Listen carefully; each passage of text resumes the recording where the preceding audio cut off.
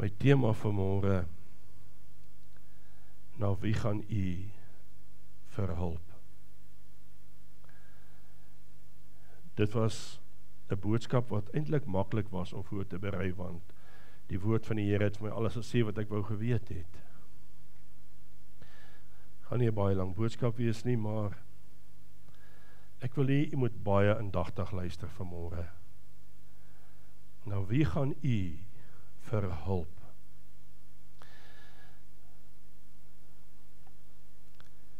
En my teksgedeelte is 1 Samuel 28 vers 4. Ek is baie lief vir koning Dawid.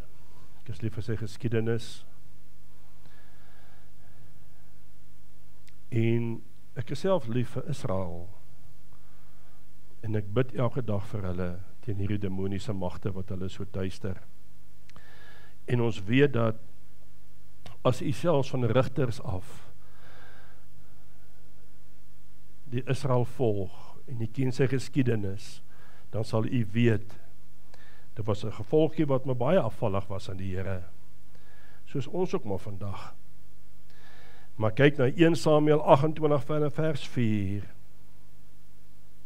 Saul raadpleeg die towere heks van Endor.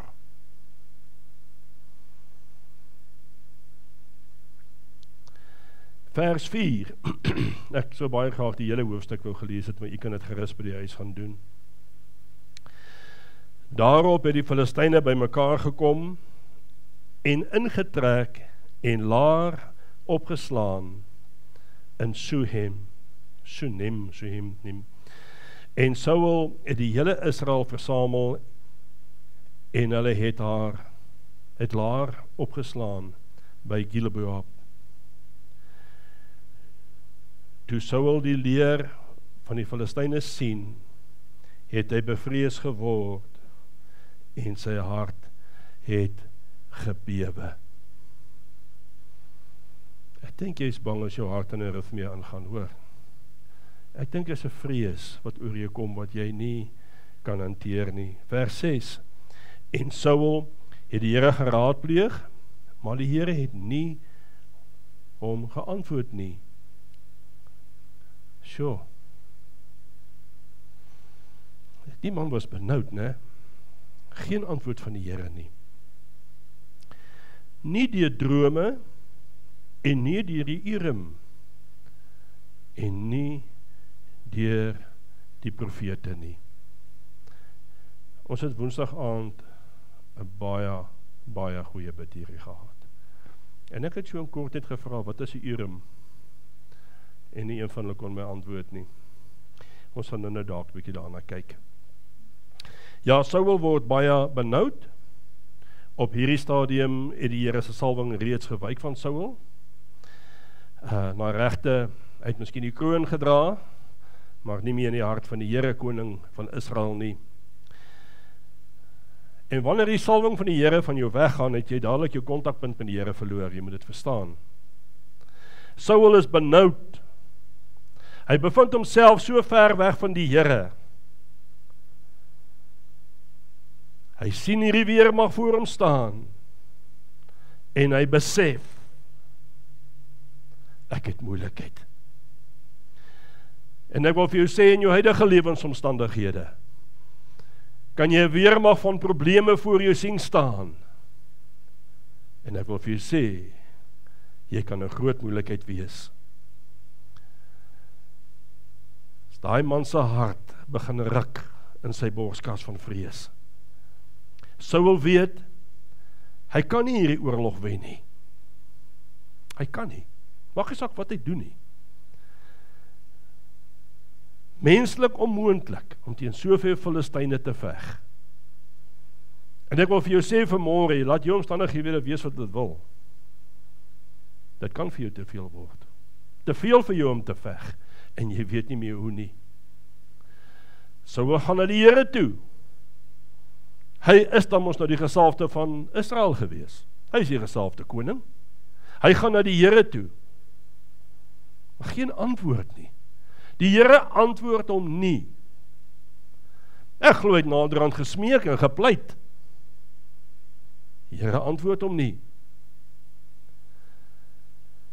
Hy gaan na die Here toe en sê, Here, maar dan deur 'n droom, praat met my dan deur 'n droom, want jy het al met die drome met my gepraat. Het was bekend vir die gesalfdes van die Here om drome van die Here te kry. Die Here is stil. Hy praat nie met hom nie. Hy gaan na die hoëpriester. Nou die hoëpriester kon deur die Urim met die Here praat. Dit was 'n borsplaat voor, agter, en dan het dit edelgesteentes opgehaal. En dan kon die stem van die Here deur die Urim praat met die hoëpriester, en dan sê die hoëpriester vir die koning gaan sê wat die Here sê. Selfs het hulle reken dat daar lig uitgekom en daar was 'n skryf op hom gewees, op die lig. Die Urim was 'n heilige middel wat die hoëpriester alleenlik in die allerheiligste kon gebruik het. Toe ek skat ek op, sy weet wat sy Urim. Maar stil, nie eens deur die Urim van die hoëpriester praat die Here met Saul nie. Hy roep al die profete by mekaar en sê, asseblief julle moet my help.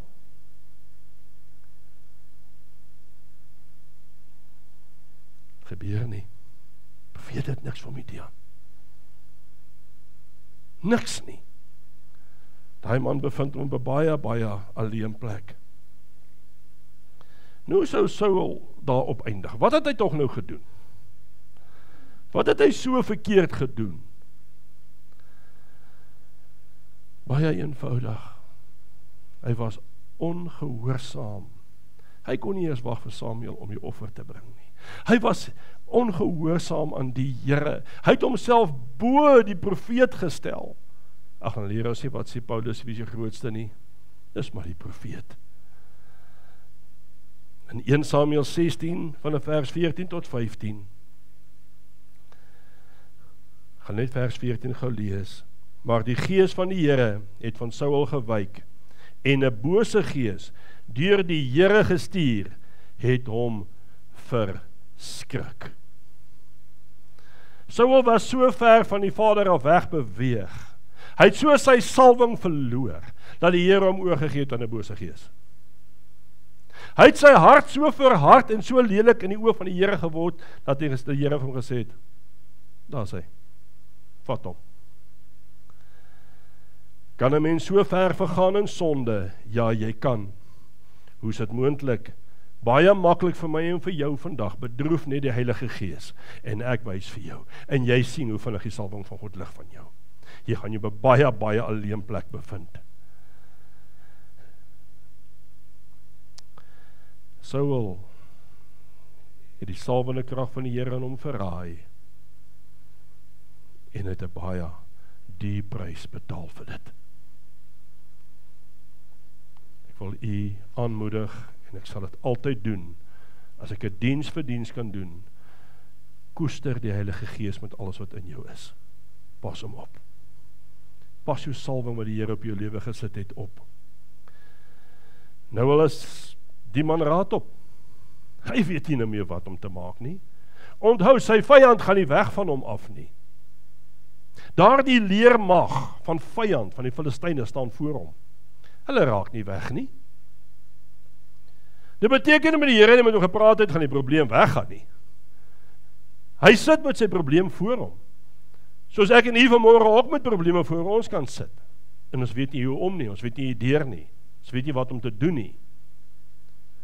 1 Samuel 28 vers 7.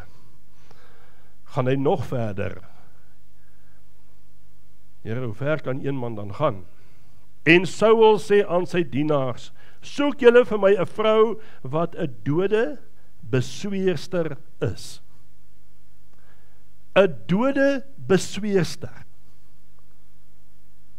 Betty, dit is die vrou van die witchcraft, wat moet gaan uithaal daardie gees uit die doderyk uit. Hierdie man is moedeloos, hy weet nie meer wat hy kan doen nie. dat ek haar kan gaan na haar, dat ek gaan en haar raadpleeg, en sy dienaar sê vir hom, daar is 'n vrou, 'n dode besweerster in Endor. In die 8ste vers, vermom Saul hom, en hy lyk soos 'n doodgewone mens, hy trek sy koningsklere uit, en hy gaan soek die heks van Endor. En toe by haar kom, toe vra hy vir haar, of sy kan geeste oproep, en sy sê, ja, ek kan, maar ek is bang, want sy weet van koning Saul, het al hierdie hekse uit die land uitgedryf en van hulle vermoor. So hulle leef dan onder baie groot vrees, want daar was 'n tyd wat Saul die Here gedien het. Daar was 'n tyd toe Saul werklik die koning was van Israel. Daar was 'n tyd toe koning Saul 'n gesalfde van die Here was. En in daardie tyd het die hekse van ontslaag geraak en die afgodsaanbidding, wat nie lang gehou het nie. Hoe laag kan Saul daag in sonde om 'n heks te gaan sien? En die heks sê vir hom, ek is bevrees, as Saul moet uitvind hiervan, is ek dood. Nou moet jy hoor, wat sê hy verder?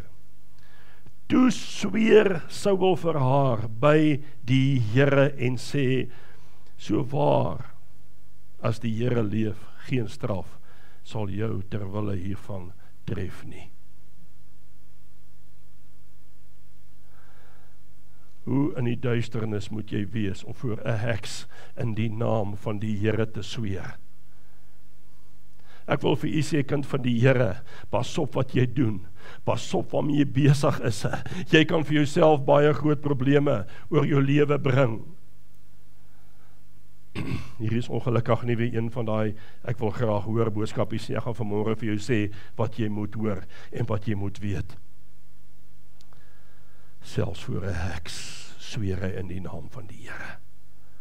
Saul is nie meer koning nie, Dawid is. Saul het sy gesalfde seëning en blessings van die Here verloor die dag toe Samuel vir Dawid salf. In 1 Samuel 28 vers 11.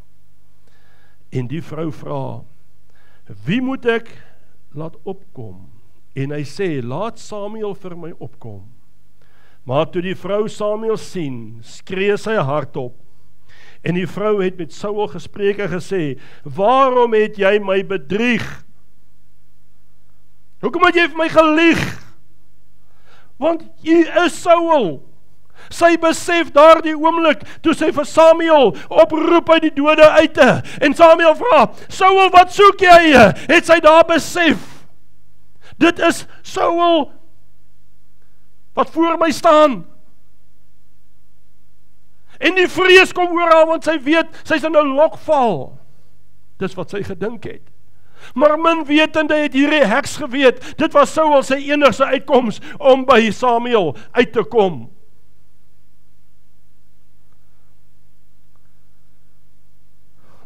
Sy sê vir my, Saul self.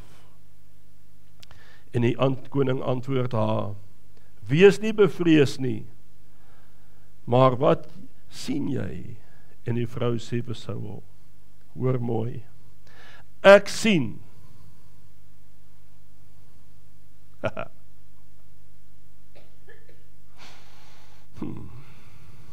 Ek sien, wat? 'n bo natuurlike wese uit die aarde uitkom. Wat sien u vandag in u probleem? Hy vra haar toe, hoe is sy voorkoms? En sy antwoord, 'n ou man kom met 'n mantel om. Jy sien, kind van die Here, al sterf jy sal nie jou salwingsmantel verloor nie. Hy is by jou vir altyd. Toe Saul begryp dat Samuel is, buig hy met sy aangesig na die aarde toe en val neer. Samuel se reaksie was, en hy sê vir Saul, jy verontrus my man. Ek het hoeveel jare gedien, jou gedien, by die Here vir jou geroep, en aangeroep, en dat ek by die Here gehoor, en dan doen jy verkeerd, dan kom sê ek vir jou, ek doen verkeerd, dan gaan jy nou wrintie waar aan, en jy doen net dieselfde ding in jou geval. Vir soveel jaar het ek jou gedien as 'n profeet in jou land, maar ek moes op 'n stadium wegvlug van jou af. Hierdie man is nie lekker nou om vir Saul te sien nie. Samuel is glad nie gelukkig daarmee nie. Kan hierdie dinge in die geesteswêreld gebeur? Ja, jy kan, maar bly weg daar. Saul sê vir hom, die Here het vir my gewyk, Samuel. Wat moet ek maak? Samuel vra van baie onsympathiekvol. Sê net vir my, as jy dan geweet het die Here het van jou gewyk, waarvoor kom plaai jy my? Nie eers Samuel het raad gehad vir Saul se probleem nie. Hy sê, jy weet baie goed wat jy gedoen het, en jy gaan 'n prys betaal. Terwyl jy geweet het, God het van jou gewyk en van jou 'n vyand geword. Kan jy die Here so ongelukkig maak dat hy 'n vyand van jou word? Ja. Dankie vir die genade vir Jesus Christus oor ons. En Samuel het ongelukkig net slegte nuus vir Saul. Baie slegte nuus. Hy sê vir hom, jy wat Saul is, gaan môre hierdie tyd by my wees. Jy en jou seuns gaan by my wees. Dood. Van die wat wonder, hoekom sou Saul dan by Samuel wees? As ons die kruisdood behandel, sal jy verstaan, daar was weer vir hom genade. Here Jesus het genade vir ons. Maar hy moes 'n prys betaal. Die volgende dag, 1 Samuel 28 vers 19. En die Here sal Israel ook saam met jou in die hand van die Filistyne gee. En môre sal jy met jou seuns by my wees. Ook die leer van Israel sal die Here in die hand van die Filistyne gee. En die volgende dag, op die slagveld, sterf koning Saul, Jonathan, sy oudste seun, en sy ander seuns saam met hom.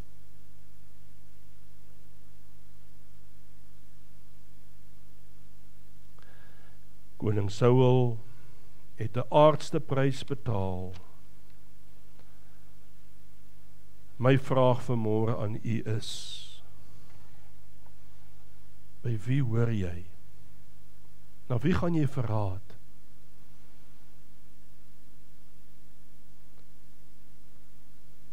Gaan 'n vinnig enetjie noem. Boetie van my kind, nageloeg as 'n kind van my, gaan sien 'n man hier in groot gesalfde van die Here, hier in die dorp. En toe alles nou afgespeel is en klaar is, toe sê vir hom, vat 'n paar van hierdie pilletjies, gaan gee dit vir jou vrou, dit sal help.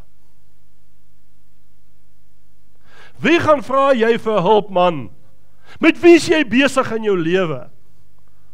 Ongeveer 25 jaar terug word ek tot die dood toe siek. Ek word siek. Verstaan nie wat my aangaan nie, my hele liggaam gaan in spasmas en in pyn in, ongekend. Ek word siek tot die dood toe. Laat ek vir u sê, daar's nie organe in my liggaam wat nie aangeraak word nie. Ek lê en krul met tye van pyn. Tot die dood toe, siek. En een oggend by die werk, was 'n geseënde man en groot besighede gehad. Ons goed gegaan. Stap ek, en ek besef, Here, ek is besig om te sterf. En ek het 'n vriend gehad met naam van Julian Jacobson. Dr. Julian Jacobson. En ek gaan na hom toe. Julian kyk my so, hy sê, Corrie, dit lyk nie goed nie. Ek sê, wat bekeer my? Hy sê, ek weet nie. Julian trek bloed. Ek dink julle sal vir Julian ken nog, van Carterville se dae af. Julian Jacobson. Na my mening, een van die beste dogters ooit. Maar, Dr. Julian trek bloed. Nou weet as 'n dokter vir jou kyk en hy lyk bekommerd, kan jy ook maar bekommerd raak, hoor. Daai man se gesig was vir my nie lekker nie. My vrou sit en lag vir my. En so gaan ek terug werk toe en ons gaan aan. Ja, maar die vrou, wat is fout? Nee, sal sien. Paar dae gaan verby, ek kry 'n oproep, kom sien my dringend. Nou, wanneer jy daai oproep kry, los jy alles wat jy mee besig is en jy gaan. Daar was baie mense in die spreekkamer, toe ek weer sien, toe vat hulle my reguit na Julian toe. Julian sê, sit Corrie, ek moet met jou dringend praat. Ek is baie bly jy het gedoen, want die afwagting is nie lekker as jy so wag, want jy weet iets groots is fout. En hy het so voor op die tafel gelê, ek sal dit nooit vergeet, en die uitdrukking op Julian se gesig was moedeloos. Moedeloos. Hy sê vir my, vir slegte nuus. Ek sê nie, surprise my. Ek weet mos iets is drasties verkeerd. Hy sê vir my, wag Corrie. Hy sê, is erger as wat jy dink. Hy sê, jy het 'n siekte met die naam van lupus. Dit wys positief in jou bloed. En as ek kyk na jou, is dit ver gevorder. Dis aggressief. En jy kan dit baie naby seker koppel aan leukemia, ek weet nie. Dit vernietig het al jou organe, alles in jou liggaam, jou bene. Hy sê vir my, die slegte nuus van dit alles is, dis nie behandelbaar nie. Kan vir jou niks doen nie. Ons kan jou simptome behandel. Wat hy ook my sê, is jou laaste jaar van jou lewe gaan baie, baie erg wees. Jy moet dit weet. Sjoe, ek is 'n jong man. Ek is 'n jong man nog, nie so met derras nie. Sê wat jy wil hoor nie, ne? Kan jy verseker dis nie wat jy wil hoor nie. You don't want to hear that. Jammer vir wat gaan aan, ek sê van nie, is nie te ernstig nie. Ek loop terug in die werkswinkel en toe ek in my seker groot staan toolboxe gehad, ek kan hy toolbox vat en ek trek om, toe sag ek langs hy toolbox in mekaar. Toe sê my liggaam tot hier toe en dis hoe ver ek met jou gaan. Dis nou klaar. Hulle sê maksimum 5 jaar as jy aggressiewe lupus het. En ek het dit toe al 'n hele paar jaar gehad. Ek kan baie pyn hanteer in my lewe. Kilometers op gebreekte bene al gehardloop. Kon geweet om pyn dood te maak in my lewe. En dit was eintlik nie 'n goeie ding nie. Want dit was toe al so ver gevorder. En in daardie pyn staan ek op by daai toolbox, trek myself op en ek sê, Here, daar is soveel profeseë oor my lewe. Wat gaan nou aan? Ek het 2 mense se lewens nog om uit te leef net in profeseë. Wat het nou verkeerd gegaan? Hoe het die vyand hierdie hou ingekry op my lewe? Die Here sê vir my, ry. Hy sê, gaan na pastoor Stols toe. Jy wat pastoor Stols ken, is 'n besige man. Hulle het baie, baie dingetjies aan. Hy man se bediening is groot. Daai was 'n baie groter as vandag, né? Inteendeel, ons het nie die nuwe kerk klaar gebou gehad. So, dit het regtig, daai ministerie vandag nog, baie, baie mooi en groot. En ek klim in die kar en ek ry. Toe ek uit die kar uitklim, het ons so kant hekkie. En toe ek by die hekkie staan, toe staan en wag hy vir my. Hy sê vir my, het bietjie lank gevat, né? Hy sê, die Here het ons my gesê, is op pad, kom in. Toe sê die Here al vir hom, Corrie is op pad. Ek stap daarin, maar ek kan bykans loop. Pastoor Stols het nie 'n idee wat is fout met my nie. Al wat hy gesê het, die Here het gesê, jy is op pad. Hy wag al vir my by die hekkie, toe ek daar aankom.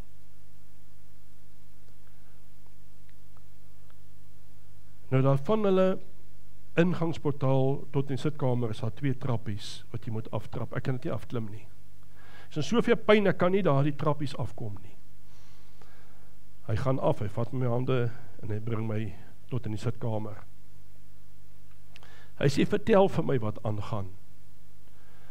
En ek vertel hom, fisiese doodstyding oor my lewe, dis nou, gaan nou verby wees. Ek is miskien 'n jaar en 'n half oor. Hy kyk my so, en hy begin te lag. Nou die laaste ding wat ek by jou wil hoor, en sien op jou gesig is 'n smile. Rarig. En ek het maar gedink, maar pastoor Stols is dan nou nie lief vir my nie. Want ek soek nou 'n bietjie simpatie, man. Rarig, pastoor Stols, kry my nou net 'n bietjie jammer, man, asseblief. En sy woorde is die volgende, ag Bogman.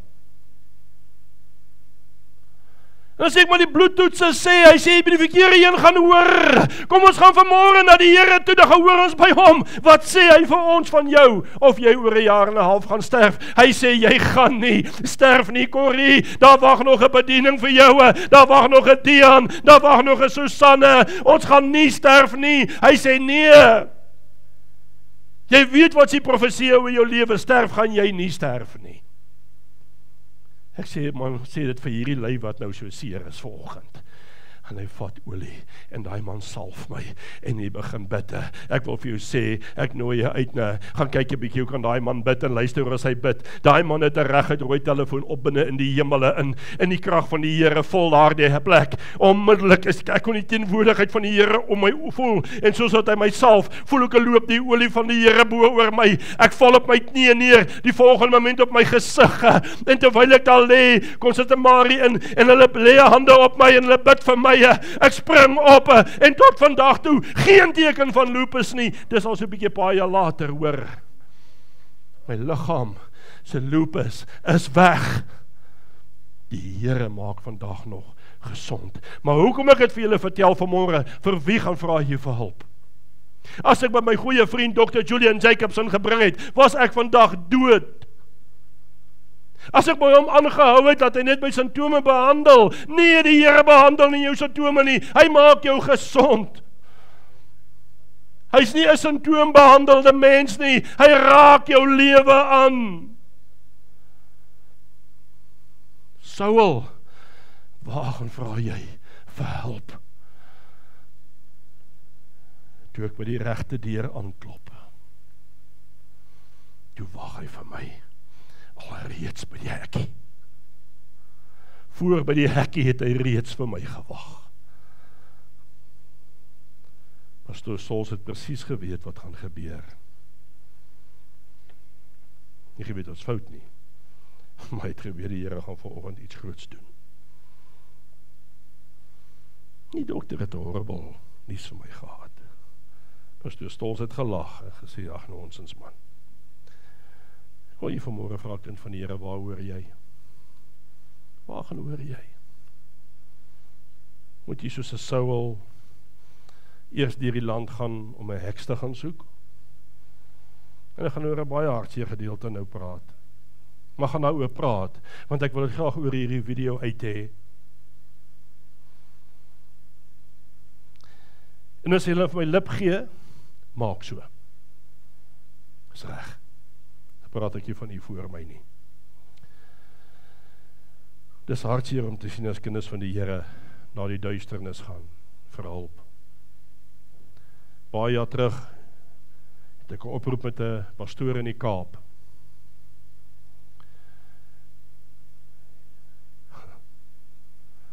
En hy vertel my 'n verhaal.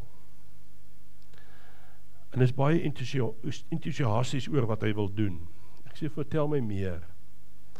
En selfs sê, jy kan saam met my gaan as jy wil. Dalk is daar vir jou ook iets. Ek het nog nooit iets gekort nie. Salf en krag van die Here was nog altyd op my. Ek het nie nodig gehad. Al was ek nie altyd so naby aan die Here nie. Al het ek ook my draai in die wêreld geloop, was die krag van die Here nog altyd by my. Ek het dit baie minder gebruik. Ek sê pastoor, ek gaan nie name noem vanmorgen nie, dit sal nie eerbaar en reg wees nie, hy is ook 'n pastoor. Ek sê vir hom, jy wil wat gaan doen? Hy sê nee, ek gaan na grafte toe, van afgestorwe pastore, en afgestorwe broers, wat ek weet salwing op hulle gehad het, dan gaan roep ek daardie afgestorwene se salwing op, en ek vat dit.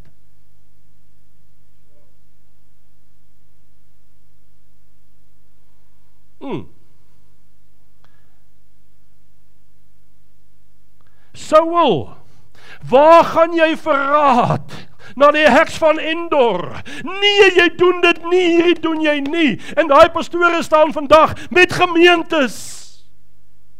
Ek vra jou, wat se besoedelde salwing het jy op jou lewe, man? Sies, jy gaan nog voor 'n lewende God moet staan en verduidelik. Kry weer 'n rukkie terug, is nie te lang terug hier, so 2 jaar terug, te doen met 'n pastoor. Groot gemeente gehad, hy het hom weggedobbel. Nee, jy weet van wie praat ek hoop jy kyk hierdie. Jy het vir hom weggedobbel, en gelieg hoe jy die gemeente verloor het. Jy weet wat's die waarheid. Hy en 'n paar van sy pastoormaats klim op 'n vliegtuig, en hulle vlieg hier op Afrika in. Om glo by die Nigeriese pastore te gaan hoor, en dat hulle gesalf daar kan word, om ryk mense te word in Suid-Afrika. Surprise, surprise, hulle het ryk geword. Maar met wat se salwing? Waarmee hou jy jouself besig, Saul? Wie gaan raadpleeg jy, die heks van Endor? Ek het gesê, hierdie gaan nie 'n maklike boodskap wees om te sluk nie. Nee, maar dis die waarheid. Jy is kind van die Here. Waar gaan kry jy hulp? Ek het hoeveel keer met mense gesit, kinders van die Here, dan het die vrou 'n waarsêende heks gaan sien, om haar fortuin vir haar te vertel. Kom maar, ek vertel vir jou fortuin, en dis nie ek nodig om 'n heks te wees nie. Jou einde is die hel daarna.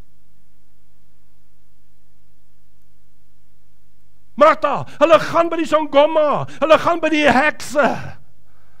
Weet jy wat sê uiteinde daarvan?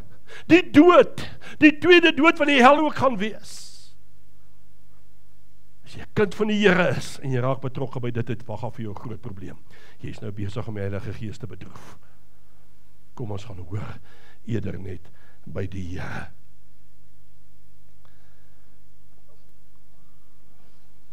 Wil ek nou maar eina net sê, eina. Ons los die amens nou, eina. Jong mense, jy kry nie jou antwoord aan 'n bodem van 'n drankbottel nie.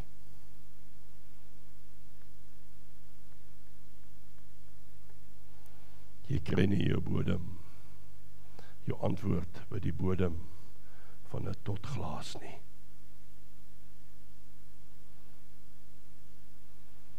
Jy kry jou antwoord in die bloed van die Here Jesus Christus. As jy wil weet waar lê jou antwoord, soek dit in die bloed van die Here Jesus Christus, dis daar. Jy gaan nie jou antwoord kry aan die punt van 'n spuitnaald met dwelms nie. Demoniese middels wat jy aan jou inspuit.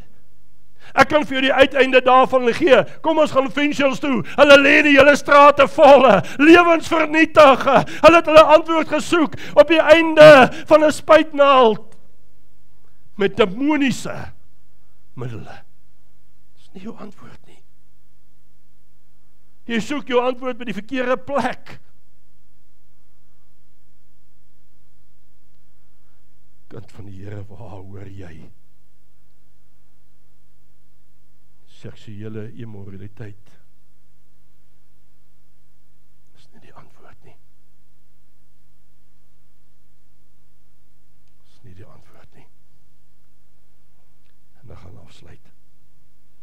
Saul het die krag van die Here geken. Daai man het oorloë gevoer. Hy het oorloë gewen vir Israel.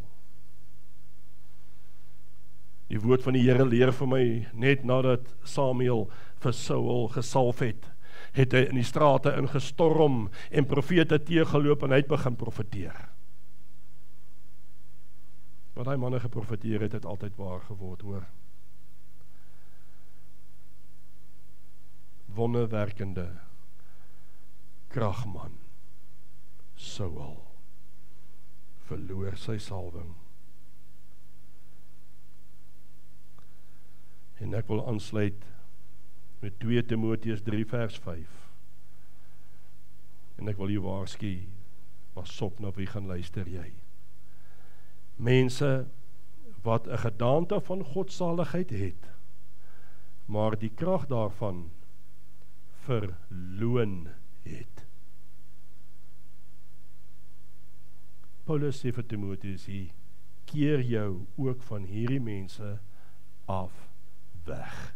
Stap weg van 'n pastoor wat na 'n graf toe gaan om 'n gesalfde se salwing op te probeer tel. Jy stap van hom af weg. Jy stap weg van 'n pastoor af wat in 'n vliegtuig klim en ek noem hulle definitief die pastore daarbo nie, hulle doen die verskriklikste snaakse dinge wat nie die Heilige Gees is nie om 'n salwing daar te gaan kry sodat hy kan ryk word. Stap weg.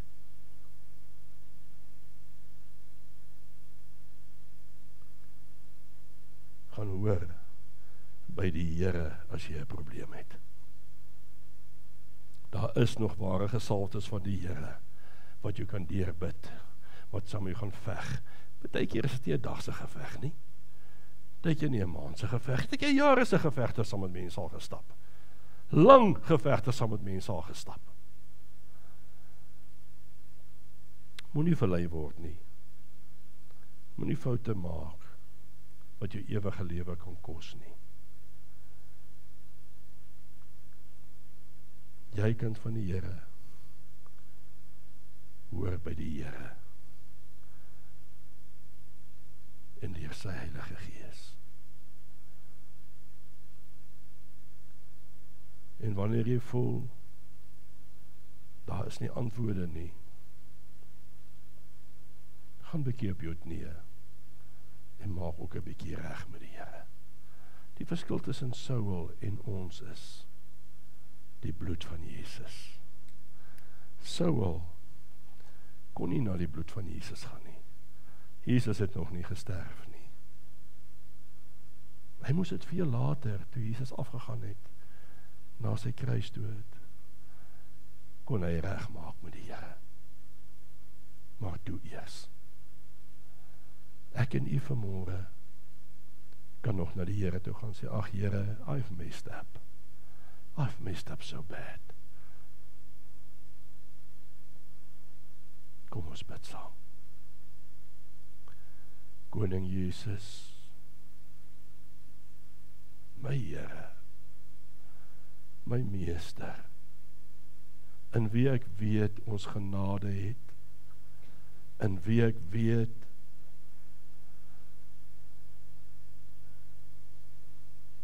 U vergeef nog vandag, in wie ek weet U is my Here.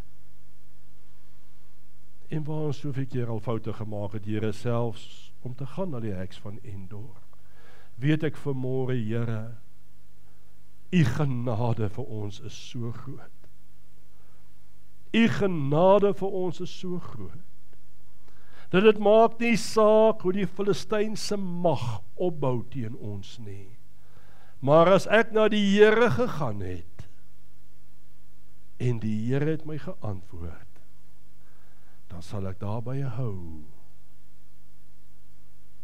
en uit. Al is dit 'n geveg, 1 voet vorentoe, 3 tree terug, weer 1 voet vorentoe, weer 3 tree terug, dit maak nie saak nie, ons is in daai geveg vir U, Here. Maar anders as met koning Saul, gaan ons nie hierdie geveg verloor nie.